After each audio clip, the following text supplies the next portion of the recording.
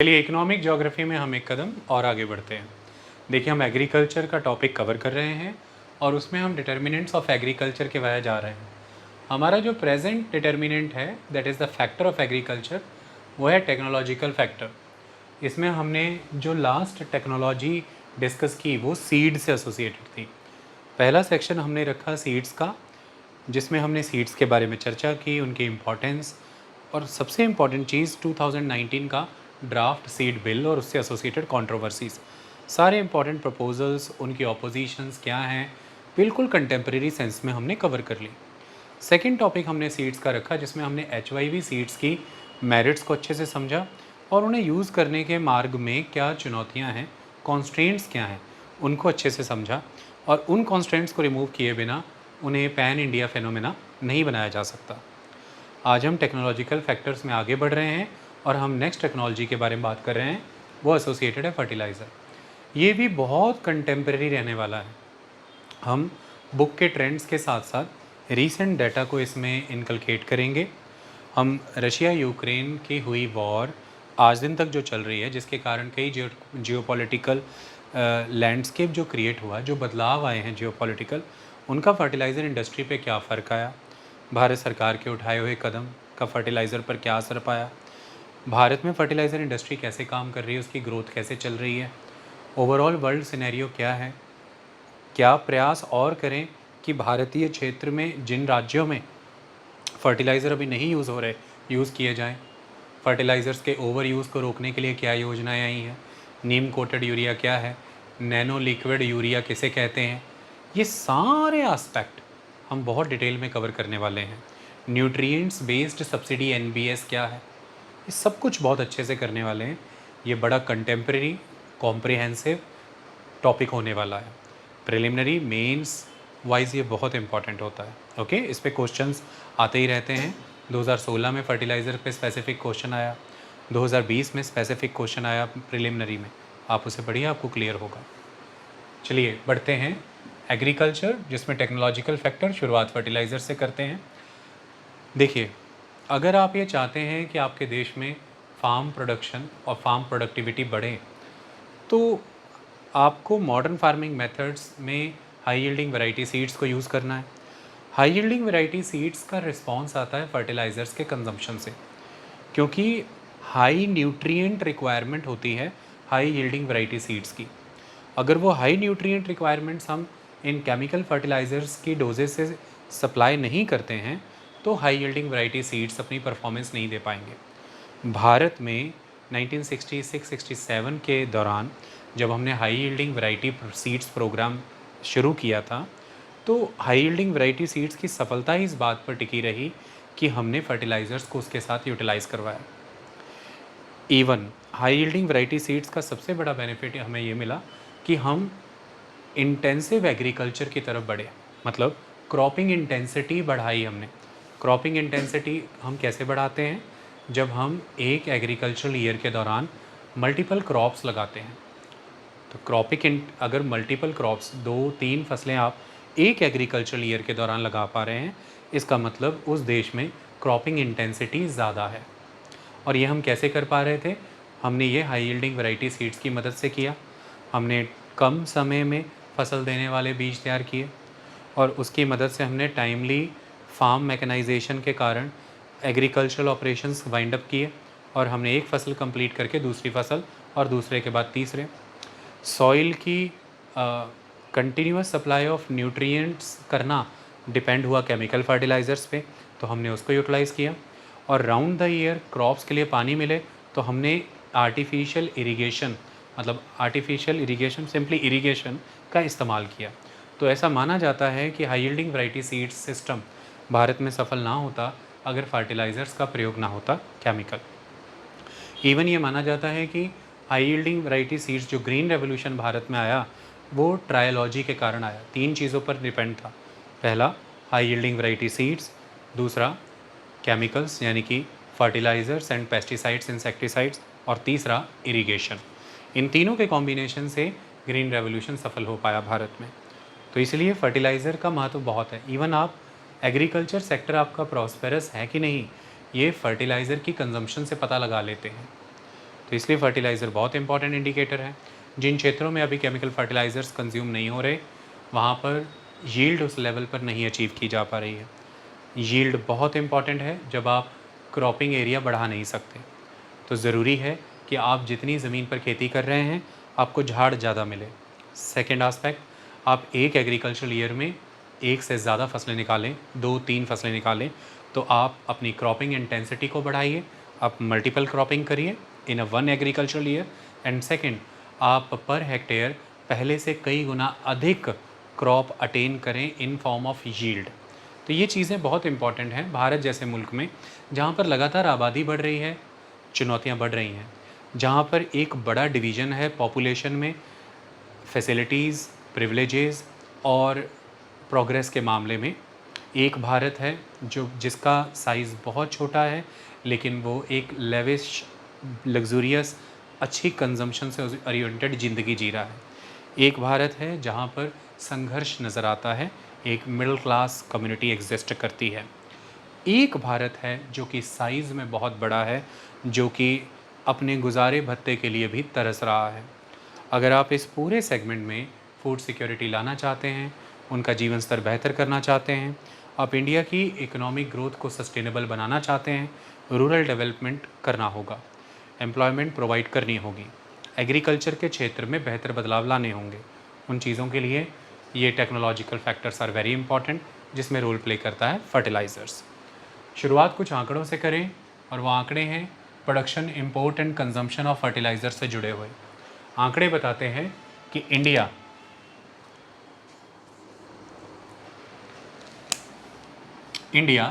Is the third largest producer of fertilisers after China and USA. भारत विश्व के स्तर पर तीसरा वो बड़ा मुल्क है जो फर्टिलाइज़र्स की पैदावार करता है, मतलब टॉप 3 कंट्रीज़ में आता है। पहला चाइना है, दूसरा यूनाइटेड स्टेट्स ऑफ अमेरिका और तीसरा भारत। हम 2022 के लेटेस्ट आंकड़ों के वजह चलते हैं। आंकड़े बताते हैं top 6 countries. China 56 million tons produce करता है, United States of America 53 million tons second number पे, India 48.7 million tons third number पे, Russia 48.1 million tons fourth number पे, Canada 39.9 million tons fifth number पे, Saudi Arabia 19.3 million ton sixth number पे। तो इस हिसाब से Bharat third largest producer of fertiliser है इन वर्ल्ड में after China and USA. Second, India is the second largest consumer of fertilisers in the world after China. तो भारत third largest producer के साथ साथ सेकेंड लार्जेस्ट कंज्यूमर है fertilisers का world में, चाइना के बाद। ये भी बताता है कि इंडिया की एग्रीकल्चरल प्रोडक्शन की कहानी, फूड सिक्योरिटी की कहानी कितनी बड़े पैमाने पर फर्टिलाइज़र कंजम्पशन पे टिकी हुई है, कि वर्ल्ड लेवल पर इंडिया सेकेंड लार्जेस्ट कंज्यूमर है फर्टिलाइज़र्स का। Third aspect, there are 3 main types of chemical fertilisers. अगर हम फर्टिलाइज़र्स की स्टडी कर रहे हैं तो 3 मेन टाइप है केमिकल फर्टिलाइज़र्स के। हम इनको NPK भी कह के पुकारते हैं। पहले हैं नाइट्रोजिनस फर्टिलाइज़र्स, सेकंड है फॉस्फेटिक फर्टिलाइज़र्स, और थर्ड पोटेसिक फर्टिलाइज़र्स, यानी कि नाइट्रोजन, फॉस्फोरस, पोटेशियम। तो ये 3 मेन केमिकल फर्टिलाइज़र हैं, nitrogenous, phosphatic and potassic. Nitrogenous N, phosphatic P, potassic K, तो NPK। तो 3 main type of chemical fertilisers हैं, जिनमें से nitrogenous fertilisers are the most important and account for about 3/4 of the total fertilizer production in the country। देश में जितनी भी fertiliser production हो रही है, उसका 75% अकेला नाइट्रोजिनस फर्टिलाइज़र्स ही हैं। तो उस हिसाब से ये मोस्ट इम्पॉर्टेंट हैं, और 3/4 of the total fertiliser production of the country में इनका हिस्सा है। Production of NPK increased form. अब देश भर में 1970 से लेकर के अगर 2014 का एक हम 4.5 दशक का, 4.5 डिकेड का अगर हम एक आंकड़ा लें, जिससे ये पता लगे कि हम फूड सिक्योरिटी अटेन करने में कैसे सफल हो पाए, एग्रीकल्चरल प्रॉस्पेरिटी अटेन करने में कैसे सफल हो पाए, गरीबी को दूर करने में, जैसे हम एब्सोल्यूट पॉवर्टी कहते हैं, पब्लिक डिस्ट्रीब्यूशन सिस्टम जिसे हम पीडीएस कहते हैं, इन सब चीज़ों में सफलता हासिल होने के पीछे टेक्नोलॉजिकल फैक्टर्स का कंट्रीब्यूशन है, क्योंकि फार्म प्रोडक्शन प्रोडक्टिविटी इन्होंने बढ़ाई। तो उसका सीधा उदाहरण ये नज़र आता है कि अगर हम 1971 में देखें तो जो प्रोडक्शन था एनपीके फर्टिलाइज़र्स का, यानी कि all fertilizers, nitrogenous, phosphatic and potassic, तो जो प्रोडक्शन था एनपीके का 1971 में वो 1059,000 टन था, यानी कि 1059,000 टन्स, और ये बढ़ कर के 2014 में लगभग 4.5 दशक के बाद हो गया 16,92,000 टन्स। मतलब लगभग 15 टाइम्स इंक्रीज़ किया भारत ने, 15 गुना बढ़ोतरी हुई है। सिर्फ और सिर्फ प्रोडक्शन में ये बढ़ोतरी नहीं हुई है, हमारी रिक्वायरमेंट्स हमारी खुद की प्रोडक्शन से सेटिस्फाई नहीं हुई, इसलिए इसी समय के दौरान फिनोमिनल इंक्रीमेंट हुआ है इंपोर्ट्स में भी। भारत ने अपनी ज़रूरतों को आयात से भी समझाया, सेटल किया, और कंजम्पशन बहुत बढ़ी है। तो कंजम्पशन बढ़ी है नेचुरली, तभी वो प्रोडक्शन की डिमांड क्रिएट हुई। कंजम्पशन बढ़ी है नेचुरली, तभी इंपोर्ट्स भी करना पड़ा है। तो हमने प्रोडक्शन, कंजम्पशन एंड इंपोर्ट तीनों ही फ्रंट पे अच्छा खासा विकास इन 4.5 दशकों के दौरान देखा। लगभग 15 गुना वृद्धि हम देख रहे हैं फर्टिलाइज़र प्रोडक्शन में in all category, that is NPK, in the 4.5 decades from 1971 to 2014। ये बता रहा है कि ये कितना क्रूशियल इनपुट है technological factor wise. This is very important when we consider food security, farm production, farmer income and rural development. Okay, तो imports and consumptions also recorded phenomenal increase. इन्हीं आंकड़ों के वजह हम आगे जाएं तो मौजूदा समय में अगर हम लार्जेस्ट कंज्यूमर ऑफ फर्टिलाइज़र को देखें तो Uttar Pradesh is the largest consumer of fertiliser. आप प्लीज़ कंफ्यूज मत होइएगा, इंटरनेट पे सर्च करके हाईएस्ट कंज्यूमर नहीं मैंने बोला, वो पंजाब है। आप जब लार्जेस्ट कंज्यूमर सर्च करोगे इंटरनेट पे तो वहाँ पंजाब निकल आएगा, पर खबर को ध्यान से पढ़ेंगे तो वहाँ हाईएस्ट होगा। हाईएस्ट का मतलब यहाँ पर ये है कि पर हेक्टेयर या पर एकड़ कितने किलोग्राम कंज्यूम होता है, वो हाईएस्ट है। लेकिन अच्छा मान लीजिए कि पंजाब के पास सिर्फ 10 हेक्टेयर ज़मीन है और हर एक हेक्टेयर में 20 किलोग्राम कंज्यूम होता है, तो इस हिसाब से पंजाब में टोटल 200 किलोग्राम कंजम्पशन हो रहा है फर्टिलाइज़र का। लेकिन उत्तर प्रदेश के पास मान लीजिए कि 100 हेक्टेयर ज़मीन है और हर एक हेक्टेयर में 5-5 किलोग्राम कंज्यूम होता है, तो उस हिसाब से वहाँ 500 किलोग्राम कंज्यूम हो रहा है। तो फिर दोनों में से, पंजाब और उत्तर प्रदेश में से लार्ज कंजम्पशन किसका है? वो तो उत्तर प्रदेश का है, 500 किलोग्राम तो उत्तर प्रदेश कंज्यूम कर गया। बट हाईएस्ट कंजम्पशन किसका है? वो पंजाब का है। मतलब पर हेक्टेयर या पर एकड़ कितना किलोग्राम कंज्यूम हो रहा है, वो हाईएस्ट है। इसमें पंजाब टॉप है। मैं पंजाब से जुड़े सारे आंकड़े, लेटेस्ट खबरों के यहाँ पे लिखूँगा। अभी सिर्फ हम आपको व्यू पूरा दे रहे हैं कि आपकी एक पिक्चर सेटल हो कि हम पढ़ क्या रहे हैं, हो क्या रहा है। जिस जिस बात का यहाँ जिक्र है उसके बारे में आगे डिटेलिंग करेंगे लेटेस्ट खबरों के हिसाब से। ओके, तो अब मैंने पहले ये समझा दिया कि ये लार्जेस्ट और हाईएस्ट वाला खेल क्या है। तो उत्तर प्रदेश जो है वो लार्जेस्ट कंज्यूमर है फर्टिलाइज़र्स का, क्लियर। और पंजाब जो है वो हाईएस्ट कंज्यूमर है फर्टिलाइज़र्स का। बट मोस्ट ऑफ द जो नॉर्थ ईस्टर्न स्टेट्स हैं, so most of the north eastern states are least dependent on chemical fertilizers. जो उत्तर पूर्व के राज्य हैं, सिक्किम है, अरुणाचल प्रदेश है, आसाम है, नागालैंड है, मणिपुर है, मिज़ोरम है, त्रिपुरा है, आसाम है, मेघालय है, ये जो नॉर्थ ईस्टर्न स्टेट्स हैं, तो कुल 8 राज्यों की अगर मैं यहाँ पर बात करूँ, या फिर 7 सिस्टर्स उन्हें आप कहते हैं, यहाँ पर फर्टिलाइज़र कंजम्पशन ये लीस्ट डिपेंडेंट है। उसके कई कारण हैं। तो ट्राइबल डोमिनेटेड सोसाइटीज़ हैं, टेक्नोलॉजिकल इनोवेशंस को लेकर के हमने ह्यूमन फैक्टर पढ़ा था कि ह्यूमन फैक्टर भी एक रिस्पॉन्सिबल फैक्टर है कि सोसाइटी इनोवेशंस और आइडियाज़ के साथ अडेप्ट होने को कितना रेडी है। तो बीइंग अ ट्राइबल सोसाइटी, एक कंजर्वेटिव उनकी कल्चरल प्रैक्टिसेस हैं, उनके अपने तरह के एग्रीकल्चर हैं, इस वजह से बहुत ज़्यादा मॉडर्न फार्मिंग मेथड्स वहाँ पर आए ही नहीं हैं। सेकेंड इम्पॉर्टेंट आस्पेक्ट ये है, हैवी रेनफॉल रीजन है, हाई यील्डिंग वैरायटी सीड्स आ नहीं पाए उन रीजन्स के लिए, तो वो नहीं आए, मॉडर्न फार्मिंग मेथड्स वहाँ पर नहीं आए, तो इसीलिए केमिकल फर्टिलाइज़र्स की भी यूटिलिटी नहीं है। तीसरा आस्पेक्ट, जो उनकी प्राकृतिक खेती के तरीके हैं, जिन्हें हम नेचुरल फार्मिंग कहते हैं, जो कि ऑर्गेनिक इनपुट्स के दम पर खड़ी होती है, वो ज़्यादातर उन फार्मिंग्स पर रिलाई करते हैं। इसलिए आप देखें तो उत्तर पूर्व के राज्यों में ही ऑर्गेनिक फार्मिंग को बढ़ावा दिया जा रहा है, ज़ीरो बजट नेचुरल फार्मिंग को बढ़ावा दिया जा रहा है। तो ये एक इम्पॉर्टेंट थर्ड आस्पेक्ट हो गया।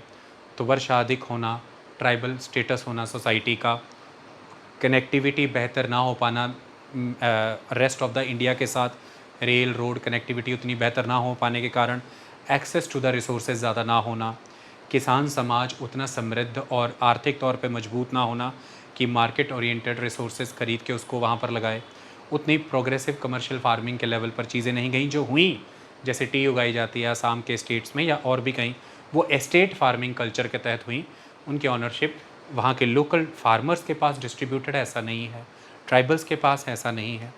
ट्राइबल्स ने अपने सर्वाइवल, अपने सब्सिस्टेंस के हिसाब से जो फार्मिंग शुरू से करते आ रहे हैं वो उसे परफॉर्म करते चले जा रहे हैं। तो these are the major reasons, so they are least dependent on the chemical fertilisers. उत्तर पूर्व के राज्य, उत्तर प्रदेश सबसे ज़्यादा कंज्यूम कर रहा है अमाउंट में, पंजाब में हाईएस्ट कंजम्पशन है, पर हेक्टेयर कितना डाला जा रहा है उस हिसाब से, और north eastern states least dependent है। ज़्यादातर भारत में कंजम्पशन कहाँ है, जहाँ पर मॉडर्न फार्मिंग मेथड आए, या सिंपल भाषा में कहिए ग्रीन रेवोल्यूशन। सो आप इसको देखेंगे Punjab, Haryana, western Uttar Pradesh, coastal Andhra, coastal Tamil Nadu, कुछ हिस्सा मध्य प्रदेश, राजस्थान, और उसके बाद फिर बड़ा बदलाव आया जहाँ पर हॉर्टिकल्चर हो रहा है, जहाँ पर वेजिटेबल और फिर फ्रूट्स की खेतियाँ हो रही हैं, तो उस क्षेत्र में भी फर्टिलाइज़र्स अच्छे खासे कंज्यूम किए गए हैं। उसका रिज़ल्ट भी मैं अभी आपको यहाँ पे दिखा देता हूँ। आगे बढ़ें। अगला बहुत important fact, India meets 80% of its urea requirement through indigenous production. हम हमारी यूरिया की जितनी ज़रूरत है उसका 80% अपनी खुद की पैदावार से पूरा करते हैं, but is largely import dependent for meeting हर requirements of potassic and phosphatic fertilizers. हम हमारे पोटेशियम और फॉस्फोरस की ज़रूरतों को पूरा करने के लिए इम्पोर्ट पर निर्भर हैं हैवीली। हालांकि टोटल फर्टिलाइज़र्स में जो कंजम्पशन है वो यूरिया का ही ज़्यादा है, और हमारे देश भर में जो प्रोडक्शन हो रहा है 75% तो उसमें यूरिया ही कंट्रीब्यूट कर रहा है। लेकिन बहुत क्रूशल है यूज़ करना फॉस्फोरस और पोटेशियम, उसकी पूर्ति के लिए हम हैवीली इम्पोर्ट डिपेंडेंट हैं। हमारे देश में जितनी हमारी यूरिया ज़रूरत है उसका 80% तो हम खुद ही पैदा कर ले रहे हैं। ये आपके दिमाग में बात फिट रहनी चाहिए। National investment plan, new investment plan भी कह लीजिए, 2012 में सरकार लाई, जिसके तहत यूरिया के प्रोडक्शन पर बल दिया गया। यूरिया प्रोडक्शन एक्सपेंड किया गया, प्लांट्स को रेनोवेट किया गया, मोटिवेट किया गया, फंडिंग की गई, और इस वजह से प्रोडक्शन की तरफ एक्सपेंशन हो पाया। और भी कई चीज़ें हुई हैं, वो हम अभी पढ़ेंगे। अब हम थोड़ा सा सिनेरियो इंडियन फर्टिलाइज़र इंडस्ट्री का देखें। मैं मई 2024 तक कलेक्ट किए गए आंकड़े आपके सामने रखूँगा। उसको कंपेयर किया गया है 2023 और फाइनेंशियल ईयर 2024, जो 1 अप्रैल 2023 से शुरू होकर 31 मार्च 2024 तक चला। That's the financial year 2024। मई 2024 के लेटेस्ट आंकड़े हम आपके सामने रख रहे हैं अभी। सो फर्टिलाइज़र इंडस्ट्री का स्टेटस क्या है भारत का? इन 2023 the Indian fertiliser market size stood at ₹94,210 crore. Look at the size. जो इंडियन फर्टिलाइज़र मार्केट है उसका साइज़ लगभग 95,000 करोड़ पर खड़ा था 2023 में। किस वजह से इतना बड़ा साइज़ हुआ 95,000 करोड़ हमारी फर्टिलाइज़र मार्केट का size? It is driven by increased agricultural demands. एक तो एग्रीकल्चर में डिमांड बढ़ी, फर्टिलाइज़र की नीड बढ़ी, एंड स्ट्रेटजिक गवर्नमेंट इंटरवेंशंस। और गवर्नमेंट ने जो इंटरवेंशंस की वो अलग अलग स्तर पर की। एक तो मैंने बताया न्यू इन्वेस्टमेंट प्लान लाया 2012 में, और उसके बाद सरकार के द्वारा जो डायरेक्ट इनकम सपोर्ट स्कीम्स चलाई गई हैं फार्मर के लिए, पीएम किसान योजना चलाई गई है या पीएम गरीब कल्याण योजना चलाई गई है। इन सब से किसानों के हाथ में लिक्विडिटी आया, और जब लिक्विडिटी उनके हाथ में आई तो वो अफोर्ड कर पाए फर्टिलाइज़र्स को, और उन्होंने फर्टिलाइज़र्स खरीदे और अपनी पैदावार बढ़ाने के लिए उसे खेतों में इस्तेमाल किया। और भी कई चीज़ें हुई, वो हम वन बाय वन डिस्कस करेंगे। तो in 2023 the Indian fertilizer market size stood at rupees 94,210 crore, driven by increased agricultural demands and strategic government interventions. Industry is expected to reach a market size of rupees 1.38 lakh crore by 2032.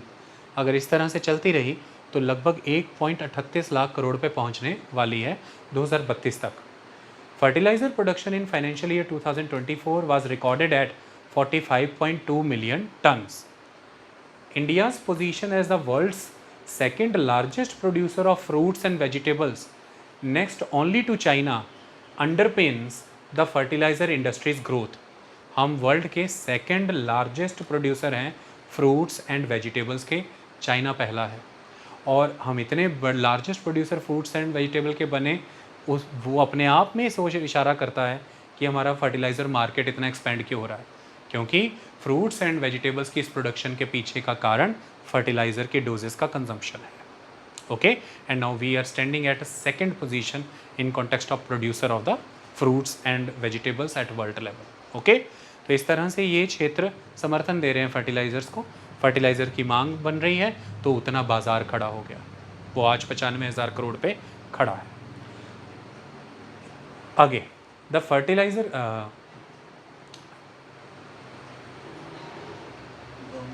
हाँ, अब सवाल ये खड़ा होता है कि ये सब हम अचीव कैसे कर पा रहे हैं, मार्केट एक्सपेंड कैसे हो रहा है। There are reasons. सबसे पहला गवर्नमेंट इनिशिएटिव्स जो मैंने आपको बताया, like direct income support schemes increased farmer liquidity, enhanced their ability to invest in fertilizers. ये तो एक बड़ा कारण हो गया पहला। दूसरा बड़ा, जैसे पीएम किसान, पीएम गरीब कल्याण योजना जो मैंने बताया, यूनाइटेड नेशन डेवलपमेंट प्रोग्राम ने भी इन योजनाओं को रिकॉग्नाइज़ किया है कि इन्होंने फूड सिक्योरिटी की दिशा में कदम कंट्रीब्यूशन किया है पॉजिटिवली। ये यूएनडीपी ने रिकॉग्नाइज़ की है ये बात। सेकेंड इंपॉर्टेंट चीज़, जो ग्लोबली जियोपॉलिटिकल लैंडस्केप क्रिएट हुआ, वर्ल्ड में लार्जेस्ट एक्सपोर्टर ऑफ फर्टिलाइज़र रहा है Russia. Russia is the largest exporter of fertilizer at the world level. मैं आपको आंकड़े दिखाता हूँ।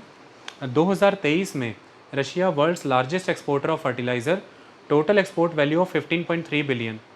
तो रशिया 15.3 बिलियन, फिर सेकंड नंबर पे चाइना 10.9 बिलियन, थर्ड नंबर पे कनाडा 10.4 बिलियन, फोर्थ नंबर पे Morocco 6.45 billion and fifth number पे United states 4.92 billion.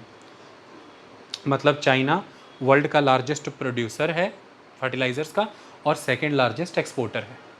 India third largest producer है, सेकेंड लार्जेस्ट कंज्यूमर है। रशिया वर्ल्ड का लार्जेस्ट एक्सपोर्टर है fertilisers का और फोर्थ लार्जेस्ट प्रोड्यूसर है आफ्टर द इंडिया, हमने देखा। तो टॉप 5 एक्सपोर्टर्स ऑफ फर्टिलाइज़र इन 2023 ये हमने आपको दिखा दिया। अब वही रशिया यूक्रेन वॉर के कारण कई तरह की सैंक्शंस झेल रहा था, तो उस पर कई तरह की ट्रेड सैंक्शंस लगाई गई, रोक लगा दी गई। सेकंड, सप्लाई चेन डिसरप्ट हो गए, बंदरगाह बंद हो गए, लॉजिस्टिक सप्लाई ख़त्म हो गई, पानी के जहाज़ों का आना जाना बंद हो गया। इन सब चीज़ों से रुकावट पैदा हुई, भारी कीमतों में वृद्धि हुई, बहुत ज़बरदस्त। 190%, 200%, 280% तक अलग अलग फर्टिलाइज़र की कीमतों में वृद्धि हो गई। किसान अफोर्ड नहीं कर पा रहे, फूड इनसिक्योरिटी क्रिएट हो जाएगी क्योंकि फिर पैदावार गिरेगी अगर किसान अफोर्ड नहीं करेगा। इस चीज़ ने भी जब इतना मुनाफा नज़र आया तो जो प्लेयर्स हैं उन्होंने देखा कि we need to invest into the fertilizer production. इस चीज़ ने भी भारत में फर्टिलाइज़र्स की प्रोडक्शन को बूस्ट किया कि भारत में फर्टिलाइज़र्स पैदा किए जाएं, उनको डेवलप किया जाए। तो जियोपॉलिटिकल जो लैंडस्केप ग्लोबली क्रिएट हुआ, इसने भी भारत के फर्टिलाइज़र इंडस्ट्री को सपोर्ट किया, उसको एक्सपेंड करने में मदद की कि हमने अपनी निर्भरता रशिया पर घटाने का प्रयास किया कि हम घटाएं ताकि हम स्टेबल रहें, हमारे किसानों को फर्टिलाइज़र सप्लाई बनी रहे, फूड सिक्योरिटी बनी रहे, ताकि प्रोडक्शन बनी रहे। ग्लोबली ये चीज़ें कंसिडर की गई। मैं आंकड़ों सहित ये सारी चीज़ें अभी लिखवाने वाला हूँ। सो यही पॉइंट यहाँ पे लिखा हुआ है, the geopolitical landscape influenced India's fertiliser market. Clear हो गया आपको कि ये जियोपॉलिटिकल लैंडस्केप क्या था? The Russian Ukraine conflict. हम आंकड़ों के वाया आगे बढ़ेंगे, उसके पहले हम एक फ्लो में पहले प्रोडक्शन सिनेरियो को समझ लेते हैं। नेक्स्ट आस्पेक्ट है, जो नेक्स्ट फैक्टर है जो कंट्रीब्यूट कर रहा है इंडिया की फर्टिलाइज़र प्रोडक्शन मार्केट को, वो है government announced plans to increase the number of nano liquid urea production plants from 9 to 13 by 2025। देखिए, कुछ ही समय पहले की बात है, हमारे देश के प्रधानमंत्री ने गुजरात के कलौल में nano liquid urea fertiliser plant की शुरुआत करवाई। अब इसमें होता क्या है, आप पहले क्या करते थे, नाइट्रोजन की ज़रूरत को पूरा करने के लिए आप यूरिया यूज़ कर रहे हैं सॉलिड फॉर्म में, उसकी स्टेट है सॉलिड, यानी कि पाउडर फॉर्म में आप उसको इस्तेमाल कर रहे हैं। वो पहले आपने ज़मीन में डाला, मिट्टी के वाया वो प्लांट की रूट्स को गया, हो सकता है वो बहुत सारी दूसरी हर्ब्स को भी चला जाए और वो भी ग्रो कर जाए, तो अल्टीमेटली प्लांट को गया, प्लांट ने उसे रूट्स के वाया लिया और फिर लीव्स के पास गया, लीव्स ने अपना फूड प्रिपेयर किया न्यूट्रिशन की मदद से जो नाइट्रोजन के रूप में मिला उसे, और फिर प्लांट की ग्रोथ हुई। ये तरीका था। आप जितना भी यूरिया अप्लाई करते थे उसका 35 to 40% ही बतौर न्यूट्रिशन प्लांट के लिए यूटिलाइज हो पाता था।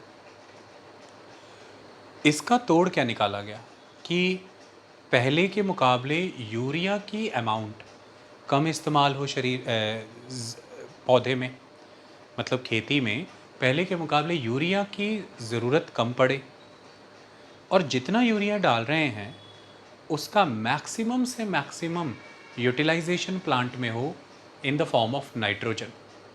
तो इसका तोड़ क्या है, हम अगर ऐसा कुछ कर लें कि सीधे सीधे यूरिया लीव्स को ही प्रोवाइड कर दें, तो फिर हमने उसे ऐसा करने के लिए कि लीव्स उस यूरिया को एब्जॉर्ब करें, उसके लिए हमने यूरिया को नैनो साइज़ पे कन्वर्ट किया। हमने उसे नैनो पार्टिकल के साइज़ पे कन्वर्ट किया फर्स्ट, फिर सेकंड हमने उसे लिक्विड फॉर्म में यूज़ किया, और जब हमने उसे नैनो साइज़ पे कन्वर्ट करके लिक्विड फॉर्म में यूज़ किया, तब जब हमने उसका सीधा छिड़काव पत्तों पे किया तो पत्तों ने उस इतने छोटे साइज़ के यूरिया को सीधे एब्जॉर्ब कर लिया, और इसकी मदद से ज़्यादा जो डोजेज़ ऑफ यूरिया डाली थी उस मतलब जो डोजेज़ ऑफ यूरिया डाली उसमें से ज़्यादा नाइट्रोजन यूटिलाइज हुआ प्लांट की ही ग्रोथ के लिए। तो नैनो लिक्विड यूरिया की मदद से माना जाता है कि जो utilization of the nitrogen from that urea for the plant, जो पहले 35-40% था, बढ़ के 85-90% हो गया है। तो फिर जब आप 85-90% तक नाइट्रोजन यूटिलाइज़ करा पा रहे हैं तो नेचुरली उतनी ही डोज ऑफ यूरिया कम डालना पड़ेगा पहले के मुकाबले, क्योंकि पहले 85-90 तक आने के लिए तो फिर बहुत ज़्यादा यूरिया डालना पड़ता था, अब कम डालना पड़ेगा। ये कर पाए हम इस टेक्नोलॉजी की मदद से, जिसे हम नैनो लिक्विड यूरिया फर्टिलाइज़र्स कहते हैं। तो सरकार ने इस चीज़ की शुरुआत की और वर्ल्ड लेवल पे इस चीज़ की शुरुआत भारत में हुई और इसके ज़बरदस्त रिजल्ट्स भी आए। हम नैनो लिक्विड यूरिया पे थोड़ा डिटेल में भी पढ़ेंगे जब हम फर्टिलाइज़र्स में आगे बढ़ेंगे, अभी मैंने बस आपको बता दिया। अब सरकार ये चाहती है कि हम यूरिया के केस में 2025-26 तक सेल्फ सफिशिएंट हो जाए, हमें कुछ भी इंपोर्ट ना करना पड़े, और उसको करने के लिए सरकार नैनो लिक्विड यूरिया के प्लांट्स के नंबर्स बढ़ा रही है, अपनी कैपेसिटी इन्हांस कर रही है, और जिसकी बदौलत फिर हमारे देश में ही हमारी ज़रूरत का यूरिया प्रोड्यूस होगा। फर्टिलाइज़र मार्केट को ये चीज़ भी बूस्ट दे रही है। वो चीज़ यहाँ पे लिखी है कि that government announced plans to increase the number of nano liquid urea production plants from 9 to 13 by 2025, कि मौजूदा समय में 2024 की हम बात कर रहे हैं कि 9 प्लांट थे, इसको 2025 तक 13 तक ले जाना है। फिर ये क्या करेगा, the projected aim to produce 44 crore bottles of 500 ml, तो आधा लीटर की नैनो यूरिया की बॉटल्स आती है, आप इंटरनेट पे देख लेना, आधा आधा लीटर की नैनो लिक्विड यूरिया की बॉटल्स होती हैं, दुकानों में मिलती हैं। तो लगभग 44 crore bottles of 500 nano urea and di ammonium phosphate DAP फिर प्रोड्यूस किया जाएगा, जब 9 से बढ़ के कैपेसिटी 13 पे आ जाएगी nano liquid urea fertiliser plants की। तो ये भी एक कॉन्ट्रीब्यूटरी फैक्टर है जो भारत की फर्टिलाइज़र मार्केट को बूस्ट कर रहा है, बढ़ोतरी दे रहा है। तभी हम 2032 तक ये मान रहे हैं कि हम लगभग 1.5 लाख की कैपेसिटी को रीच कर जाएंगे, जो फिगर हमने अभी थोड़ी देर पहले समझी थी। सेकेंड आस्पेक्ट है इंडिया फोकसिंग ऑन आत्मनिर्भर भारत। भारत आत्मनिर्भर भारत की बात हर क्षेत्र में कर रहा है। हमने इसके पहले भी ये कहा था कि मेक इन इंडिया होगा।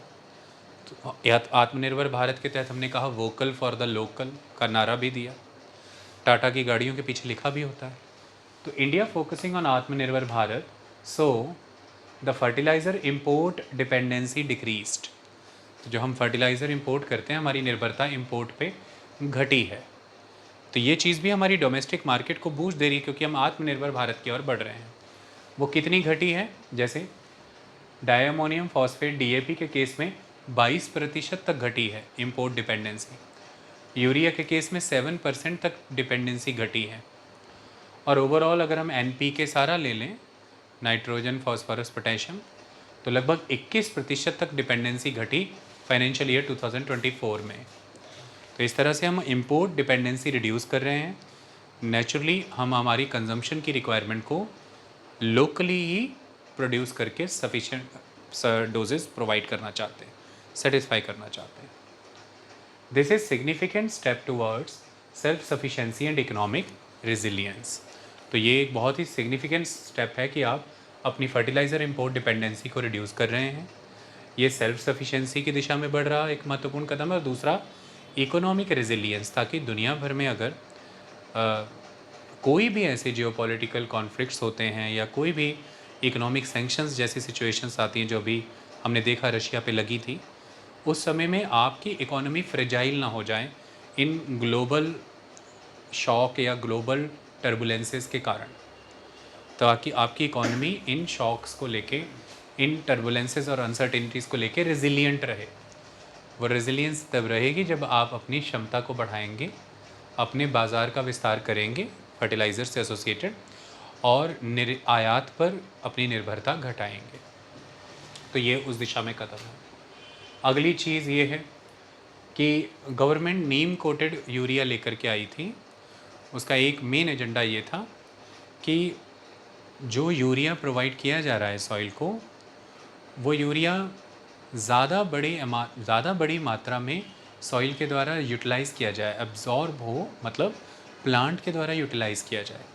तो मतलब एफिशिएंसी बढ़ाना उसका उद्देश्य था। दूसरा बड़ा उद्देश्य था कि हमारे देश में इस समय के अंदर जो 3 फर्टिलाइज़र है, नाइट्रोजन, फॉस्फोरस और पोटेशियम, इसमें जो नाइट्रोजन है जिसके लिए यूरिया चाहिए होता है, इसको गवर्नमेंट ऑफ इंडिया का जो डिपार्टमेंट ऑफ फर्टिलाइज़र है, वो जितनी भी कमी रहती है देश के अंदर, मतलब देश के अंदर जो प्रोडक्शन हुई, उस प्रोडक्शन में जो कमी है, उस कमी को पूरा करने के लिए इंपोर्ट जो किया जाता है यूरिया, वो गवर्नमेंट ऑफ इंडिया के डिपार्टमेंट ऑफ फर्टिलाइज़र के द्वारा इंपोर्ट किया जाता है फॉर द एग्रीकल्चरल पर्पसेस, जो एग्रीकल्चर पर्पस के लिए।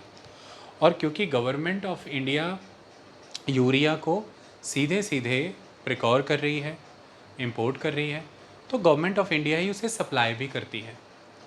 तो इस तरह से यूरिया सीधे सीधे सरकार के तहत कवर हो रहा है। लेकिन दूसरी तरफ जो फॉस्फोरस और पोटेशियम है, उसको गवर्नमेंट ने ओपन जनरल लाइसेंसिंग OGL के तहत खुला छोड़ा है। देश की कंपनियां अपनी कमर्शियल वायबिलिटी, अपने घाटे नुकसान को देखते हुए, सब कुछ देखते हुए उसे इंपोर्ट करेंगी। तो जो फॉस्फोरस और पोटेशियम है, उसे कंपनीज कैन इंपोर्ट। सरकार उस पर न्यूट्रिएंट बेस्ड सब्सिडी ऑफर करती है, NBS। तो पोटेशियम और फॉस्फोरस पर सरकार न्यूट्रिशन बेस्ड सब्सिडीज़ देती हैं। और यूरिया अभी भी सीधे सीधे सरकार अपने जिम्मे पर अवेल कराती है। सरकार की जिम्मेदारी लगी हुई है उसे प्रिकॉर करने की, उसे इंपोर्ट करने की, और सरकार ही डायरेक्ट स्टेक होल्डर है उसमें। लेकिन फॉस्फोरस और पोटेशियम के केस में कंपनीज आर देयर, वो अपने मुनाफे फ़ायदे सब चीज़ों को देखते हुए उसकी कीमतें निर्धारित करती हैं, उसको बाज़ार में उतारती हैं। किसानों पर बोझ ना पड़े इसके लिए सरकार फिर उनके लिए इसकी न्यूट्रिएंट बेस्ड सब्सिडी है जो दे देता है किसानों को, और यूरिया इधर से सीधे सीधे आता है गवर्नमेंट कंट्रोल्ड प्राइजेस पे किसानों को। ये फ़र्क है।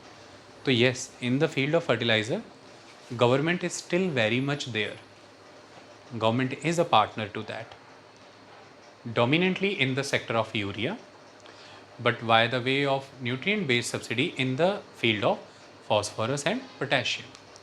तो वो चीज़ यहाँ पर लिखी गई है कि अब हो ये रहा है कि सरकार ये कह रही है कि जो भी कोई एग्रीकल्चर पर्पसेस के लिए यूरिया है उसको नीम कोटेड किया जाए 100%, ताकि एफिशिएंसी उसकी बढ़े, यूज़ बेटर हो।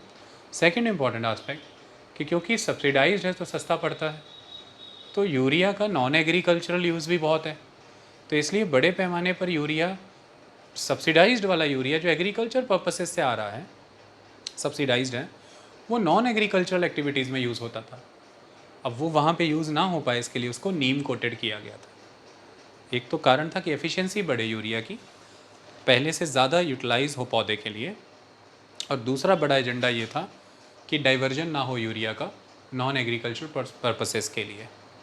ये दो मेन चीज़ थी। सॉइल हेल्थ को इम्प्रूव करना भी इसका एक मेन उद्देश्य था। ओके, तो वही चीज़ में सरकार ये कह रही है कि government has mandated 100% neem coating on all subsidized agricultural grade urea to enhance nutrient efficiency, इसकी एफिशिएंसी बढ़े कि ज़्यादा यूटिलाइज हो, improve the crop yield, nutrient efficiency बढ़ेगी, क्रॉप यील्ड डेफिनेटली इम्प्रूव हो जाएगी, and maintain the soil health and preventing the diversion of urea for non agricultural purposes. तो इस वजह से भी फर्टिलाइज़र मार्केट को बूस्ट मिल रहा है। Next is government AIIMS to achieve self sufficiency in urea production by 2025-26 through increased local production of nano urea। तो सरकार 2025-26 तक टारगेट रख के बैठी है कि हम यूरिया में पूरी तरह सेल्फ सफिशिएंट हो जाएंगे, और ये करने में हमें मदद करेगा नैनो यूरिया टेक्नोलॉजी। हम नैनो यूरिया प्रोडक्शन को बूस्ट करें, तो ये भी हमारे देश में फर्टिलाइज़र मार्केट को बूस्ट दे रहा है। अगला, government also focusing on reviving closed fertiliser plants. तो देश में बहुत से फर्टिलाइज़र प्लांट्स हैं जो बंद पड़ गए। गवर्नमेंट देश में फर्टिलाइज़र मार्केट को बूस्ट करने के लिए, प्रोडक्शन को बूस्ट करने के लिए बंद पड़े प्लांट्स को भी रिवाइव करने का काम कर रही है। जैसे सिंदरी का प्लांट रिवाइव किया, तो तालचेर का प्लांट है, रामागुंडम का प्लांट है, गोरखपुर का, सिंदरी का, बरौनी का, इन बंद पड़े प्लांट्स को भी रिवाइव करने के कदम उठाए जा रहे हैं। तो ये कुछ मुख्य चीज़ें थी जो फर्टिलाइज़र मार्केट से एसोसिएटेड थी, भारत से जुड़ी हुई, और ये कदम कुछ उठाए हैं और ये कुछ आंकड़े हैं जिनसे भारत की फर्टिलाइज़र मार्केट अच्छी खासी बूस्ट हो रही है, चल रही है। इसी के तहत हमने ये भी पढ़ा था कि पंजाब हाईएस्ट कंज्यूमर है फर्टिलाइज़र का। कुछ जानकारियाँ उससे जुड़ी भी यहाँ पर लेते हैं। So Punjab the highest consumer of fertiliser, ऐसा माना गया है। आंकड़े बताते हैं। एवरेज कंजम्पशन पंजाब में 223 किलोग्राम पर हेक्टेयर है, जो कि सिग्निफिकेंटली हायर है than the national average. National average यहाँ पे बताई गई है 90 किलोग्राम पर हेक्टेयर। ये लगभग, जो मैं आपको आंकड़ा बता रहा हूँ, ये 2022-23 के आसपास का आंकड़ा है। रिसेंटली 2024-25 में राज्यसभा में दिए गए कृषि मंत्री के जवाब के तहत क्या आया है वो भी मैं बताऊंगा। तो देश के अंदर एवरेज, जो नेशनल एवरेज है फर्टिलाइज़र कंजम्पशन की, वो 90 किलोग्राम पर हेक्टेयर है, और पंजाब में 223 किलोग्राम पर हेक्टेयर है एवरेज, जबकि लगभग 15 जिलों में इसका आंकड़ा 252 किलोग्राम पर हेक्टेयर भी आया है। तो मतलब समवट अराउंड 245 से 250 kilogram per hectare fertiliser Punjab के majority of the districts consume कर रहे हैं एग्रीकल्चर के लिए। तो ये एक इसलिए हम कहते हैं कि पंजाब हाईएस्ट कंज्यूमर है फर्टिलाइज़र का। पंजाब के पास टोटल ग्रॉस क्रॉप्ड एरिया है 78.71 लाख हेक्टेयर। लगभग 78 लाख हेक्टेयर में से सिर्फ और सिर्फ 7000 हेक्टेयर पे ही सर्टिफाइड ऑर्गेनिक फार्मिंग हो रही है। तो you can understand the consumption level of the chemical fertilizers in Punjab. From 78 lakh total gross cropped area, 7000 hectare पे ही सिंपली ऑर्गेनिक फार्मिंग हो रही है। तो ये भी एक इम्पॉर्टेंट फैक्ट था। नेक्स्ट फैक्ट ये बताता है कि पंजाब यूजिंग 76% मोर fertiliser per hectare then national average. ये आंकड़ा बहुत रीसेंट था। इसमें बताया गया कि Punjab 247 kilogram per hectare consume कर रहा है और नेशनल एवरेज यहाँ पे बताई गई 139 किलोग्राम पर हेक्टेयर। तो उसके मुकाबले देखें तो पंजाब फिर 76% मोर फर्टिलाइज़र पर हेक्टेयर कंज्यूम कर रहा है देन द नेशनल एवरेज। और जितना टोटल कंजम्पशन है इंडिया लेवल पे, उसका 9% अकेले पंजाब कंज्यूम कर जाता है। ये भी एक आंकड़ा एग्जिस्ट करता है। सवाल बड़ा ये है कि ये क्यों हो रहा है। इसके दो मुख्य कारण पता लगाए गए हैं। पहला कारण ये है, रीज़न है कि वेरी हाई क्रॉपिंग इंटेंसिटी है पंजाब में। क्योंकि पंजाब में ग्रीन रेवोल्यूशन प्रॉपरली अपनाया गया, हाई यील्डिंग वैरायटी सीड्स अपनाए गए, मॉडर्न फार्मिंग मेथड्स जिन्हें हम कहते हैं, इसकी वजह से फार्म मैकेनाइजेशन प्रॉपर हुआ, लैंड कंसोलिडेशंस हुए, चकबंदियाँ हुई यहाँ पर प्रॉपर, इरिगेशन के प्रबंध अच्छे थे, इलेक्ट्रिफिकेशन अच्छी की गई। तो इन सब कारणों से पंजाब उन अग्रणी राज्यों में था जिसने 1960s के डिकेड में मॉडर्न फार्मिंग मेथड या ग्रीन रेवोल्यूशन अपना लिया। इसकी वजह से पूरे वर्ष भर में 2 से 3 फसलें निकालना पंजाब में आम बात है। तो cropping intensity is very high. तो ऐसे में जो सॉइल की नेचुरल न्यूट्रिएंट रिप्लेनिशमेंट कैपेसिटी होती है, आप उस पर रिलाई करके चलेंगे तो मुश्किल हो जाएगा। तो क्योंकि आप फसलें लगातार निकाल रहे हैं, कोई भी ऐसा सीज़न या ईयर नहीं जा रहा जब आप लैंड अबेंडन छोड़ रहे हैं कि वो अपनी फर्टिलिटी रीगेन करे। तो केमिकल फर्टिलाइज़र्स डालना ज़रूरी हो जाता है आपके लिए, क्योंकि cropping intensity is very high because Punjab is intensely multi cropping state. Second important factor है, अब कर क्या रहा है पंजाब, खेती कौन सी कर रहा है।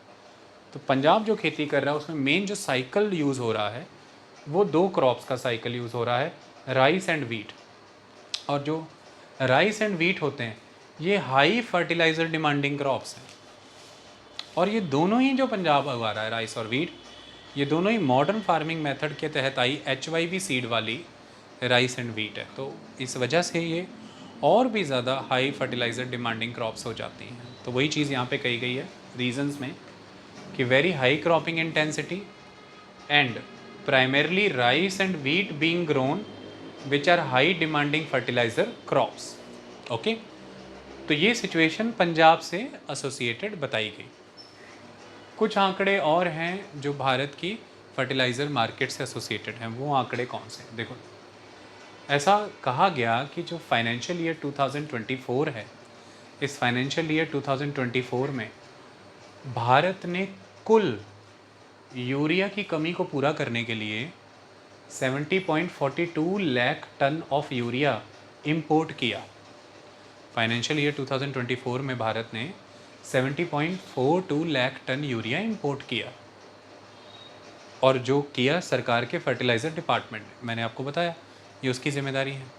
इसकी कीमत बैठी लगभग 2.6 बिलियन US डॉलर। ये जो 2.6 बिलियन US डॉलर का यूरिया सरकार ने इंपोर्ट किया 70.42 लाख, इसमें से 18.65 लाख टन यूरिया चाइना से इंपोर्ट हुआ था, जिसकी कीमत बनती है लगभग 730 मिलियन डॉलर्स। ओके, दूसरी तरफ लगभग 106 lakh ton phosphorus and potassium associated fertilizers import किए गए और उस 106 लाख टन में से लगभग 22.58 lakh ton phosphatic and potassic fertilizers China से इंपोर्ट किए गए थे। तो राज्यसभा में ये सवाल पूछा कि भारत में कुल कितना फर्टिलाइज़र इंपोर्ट हुआ है एनपीके, पहला सवाल। उसका इंपोर्ट बिल कितना पड़ा, और दूसरा, इसमें से हमने चीन को कितनी कमाई दी, मतलब हम चीन के कितने बड़े कस्टमर हैं, इसका आंकड़ा बताएं। तो सरकार ने फिर ये आंकड़ा बताया। ये जो लगभग 22.58 लाख टन का P&K फर्टिलाइज़र्स हैं, ये तो ओपन जनरल लाइसेंसिंग के तहत कंपनीज़ ने किया इंपोर्ट। वो जो भी उनकी कीमत बनती होगी उन्होंने उस कीमत से किया, उनको घाटा लगता है फ़ायदा लगता है वो उस हिसाब से देखेंगे। किसान तक जब वो जाएगा तब सरकार उस पर NBS दे देगी, न्यूट्रिएंट बेस्ड सब्सिडी। लेकिन वो जो 70.42 लाख टन है वो सरकार ने यूरिया अपनी हेडिंग के अंदर किया, वो अपने जिम्मे सरकार ने अपना पैसा लगा करके उसको इंपोर्ट किया, और अब आगे सरकार को वो किसानों को देना होता है। तो ये इंपोर्ट से जुड़े हुए आंकड़े हैं। सरकार इसी वजह से इन इंपोर्ट्स को रिड्यूस करने के लिए लगातार भारत की अंदरूनी मार्केट को सपोर्ट दे रही है। वो चाहे नई टेक्नोलॉजीज़, लगातार रिसर्च एंड डेवलपमेंट के वाया नए इनोवेशंस, लगातार फार्मर्स को एजुकेट करना कि आप बैलेंस्ड फर्टिलाइज़र्स यूज़ प्रैक्टिस अपनाइए, आप रेकलेसली फर्टिलाइज़र यूज़ मत करिए, ताकि अच्छी क्रॉप यील्ड आए। अच्छा क्रॉप रोटेशन सिस्टम अपनाइए, ताकि नेचुरल न्यूट्रिशन रिप्लेनिशमेंट रेट जो है सॉइल का, वो सॉइल रीगेन कर सके। और साथ के साथ ग्रीन मैन्योर जैसी चीज़ें, ऑर्गेनिक मैन्योर, ऑर्गेनिक फार्मिंग जैसी चीज़ें अपने साथ चलाइए, ताकि सॉइल की हेल्थ पहले से बेटर हो सके। और सरकार ये चीज़ें कर रही है। इसी का कारण है कि सरकार नीम कोटिंग यूरिया पे आई, सरकार न्यूट्रिएंट बेस्ड सब्सिडी में आई ताकि रेकलेसली वो फर्टिलाइज़र्स यूज़ ना हो। सरकार ने नैनो लिक्विड यूरिया की दिशा में कदम उठाया। ये सब सरकार इसलिए कर रही है कि सरकार का इंपोर्ट बिल घटे। क्यों? कि जितना ज़रूरी है फर्टिलाइज़र उतना यूज़ हो खेतों में, पहला। दूसरा, सरकार अपनी प्रोडक्शन कैपेसिटीज़ को इन्हांस कर रही है, किसानों का बिल, अपना बिल रिड्यूस करना चाहती है, टेक्नोलॉजी में इन्वेस्ट कर रही है, नई टेक्नोलॉजी आ रही है जिससे कि जो इफ़ेक्टिवनेस है, जो एफिशिएंसी है फर्टिलाइज़र की, वो बढ़े, और किसानों को बैलेंस्ड फर्टिलाइज़र यूज़ का ज्ञान दे रही है। और साथ में zero budget natural farming, organic farming जैसी चीज़ें लेकर के आ रही है। इन सब का उद्देश्य सिर्फ ये है कि कैसे क्रॉप यील्ड को बढ़ाया जाए, फर्स्ट, किसानों की लागत घटा के आमदनी कैसे बढ़ाई जाए, दूसरा, तीसरा, कैसे एग्रीकल्चर को सस्टेनेबल बनाया जाए, सॉइल हेल्थ, इकोलॉजी को जो कोई नुकसान हो रहे हैं उसको कैसे वापस किया जाए, चौथा, कैसे देश की इकोनॉमी को रेजिलिएंट और सेल्फ रिलायंट बनाया जाए, फर्टिलाइज़र को एक बड़ी इंडस्ट्री के रूप में खड़ा करके वहाँ पे अपने लोगों को रोज़गार दिया जाए, वेल्थ क्रिएटर्स क्रिएट किए जाएं, वेल्थ क्रिएशन देश में हो, और फॉरेन एक्सचेंज रिजर्व्स बचाए जाएं जो इंपोर्ट पे पैसा खर्चा नहीं करके बचाए जाएंगे। ये सारी चीज़ें, ये सारे कदम उस दिशा में उठाए जा रहे हैं फर्टिलाइज़र के क्षेत्र में। किताब के इतने अंश से रीसेंट आस्पेक्ट में इतनी चीज़ें निकल रही हैं। किताब का अगला अंश लिखते हैं और उसे कवर करते हैं। हमारे इस डिस्कशन से ये क्लियर हुआ कि गवर्नमेंट ने जो प्रोडक्शन को पुश दिया है और ग्लोबली जो सिनेरियोज चेंज हुए हैं, इसका नतीजा ये निकला कि इंडिया की इंडिजिनस कैपेसिटी इंक्रीज़ हुई, इन्हांस हुई, हमारी इंपोर्ट पे डिपेंडेंस कम हुई, हमारे सब्सिडी बिल में भी रिडक्शन होगा, क्योंकि आप जब इंपोर्ट करते हैं तो वो आप डॉलर्स में करते हैं और वो आपको डॉलर की मौजूदा कीमतों के मुताबिक पे करना है। तो फिर आपकी कीमतें बहुत ज़्यादा आ रही हैं इंपोर्ट करने की, मान लीजिए, तो वहाँ पे सब्सिडी पे हुई क्योंकि यूरिया आप बतौर सरकार सीधे इंपोर्ट कर रहे हो। दूसरा, कंपनीज़ अगर इंपोर्ट कर रही हैं तो वो भी डॉलर्स में कर रही हैं और उनको भी भारी कीमतें अदा करनी पड़ी फॉस्फोरस के लिए, पोटेशियम के लिए। तो ऐसे में आप उन पर न्यूट्रिएंट बेस्ड सब्सिडी प्रोवाइड करते हो, तो वो भी फिर अगर उन्हें महंगा पड़ा है कंपनीज़ को इंपोर्ट करने में, वो आगे कमर्शियली वायबल दामों पर ही उन चीज़ों को बाज़ार में बेचेंगे। आप उस पर न्यूट्रिएंट बेस्ड सब्सिडी देंगे तो वो भी कीमत आपको फिर ज़्यादा अदा करनी पड़ेगी। तो कुल मिलाकर के देश में प्रोडक्शन होगी तो आपको ये डॉलर के प्राइस के अकॉर्डिंग चलने की ज़रूरत नहीं होगी। ऐसे में आपका सब्सिडी बिल घटेगा। तो ये सब